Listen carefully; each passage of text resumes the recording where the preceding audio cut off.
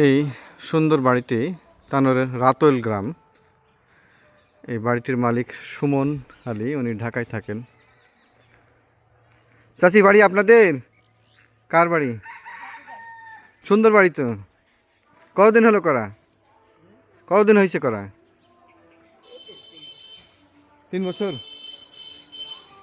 এটা কি আপনাদের পরে জমি কিনে করা?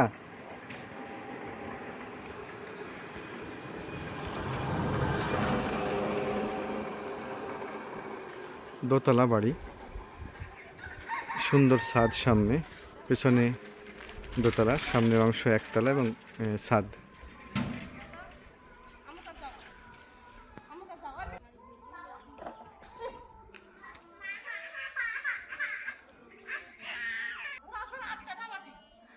আড়াই থেকে 3 কাঠার উপরেই বাড়িটি করা হয়েছে, কিন্তু